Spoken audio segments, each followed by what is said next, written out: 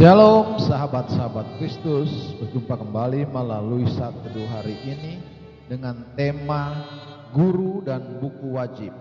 Kita akan merenungkan tema ini melalui bacaan Alkitab yang terambil dari kitab Efesus pasal 1 ayat 15 sampai 23 yang berbunyi demikian. Karena itu, setelah aku mendengar tentang imanmu dalam Tuhan Yesus dan tentang kasihmu terhadap semua orang kudus, aku pun tidak berhenti mengucap syukur karena kamu.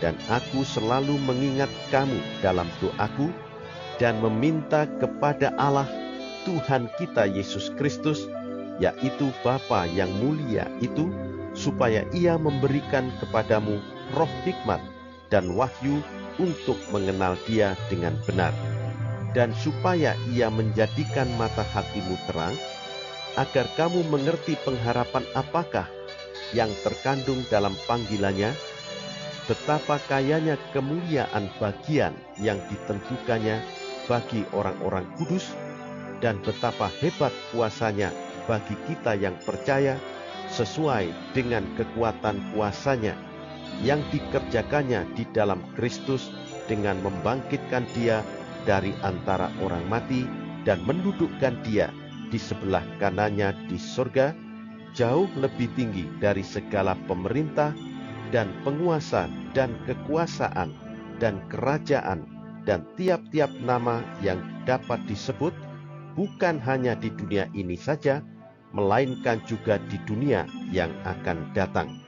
Dan segala sesuatu telah diletakkannya di bawah kaki Kristus, dan Dia telah diberikannya kepada jemaat sebagai kepala dari segala yang ada. Jemaat yang adalah tubuhnya, yaitu kepenuhan Dia yang memenuhi semua dan segala sesuatu.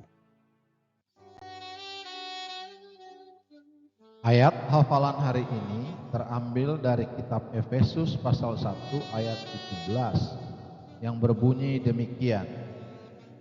Supaya Ia memberikan kepadamu roh hikmat dan wahyu untuk mengenal Dia dengan benar.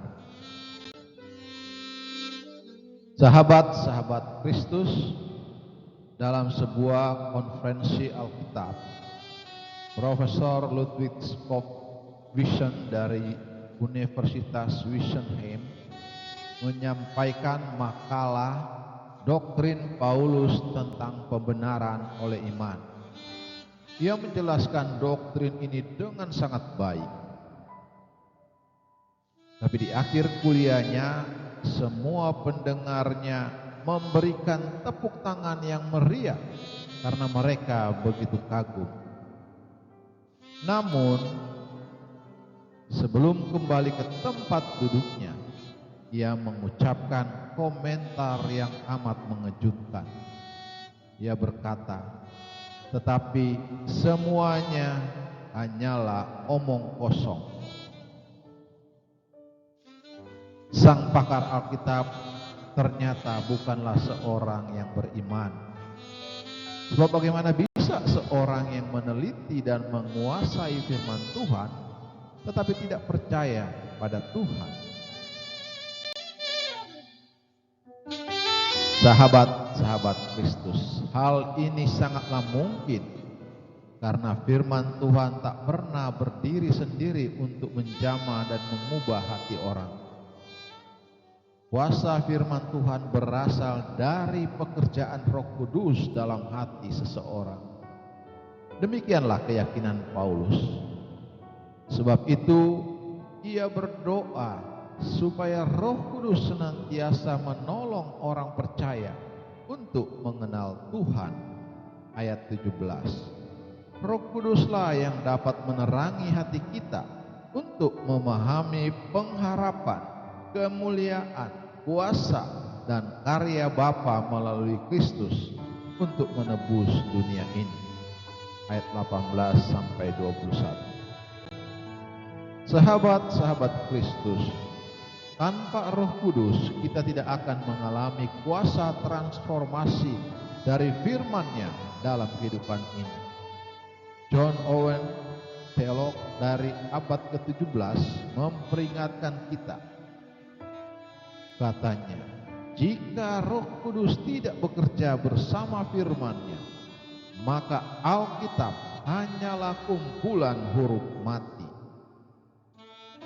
Adakah kita senantiasa bergantung pada Roh Kudus saat membaca dan mendengarkan firman-Nya? Berdoalah selalu agar Roh Kudus membuka hati kita setiap kali berhadapan dengan firman-Nya. Ingat, dalam sekolah kehidupan, Roh Kudus adalah guru dan Alkitab adalah buku wajibnya. Terpujilah Kristus, haleluya. Tuhan memberkati dan menyertai kita semua. Amin.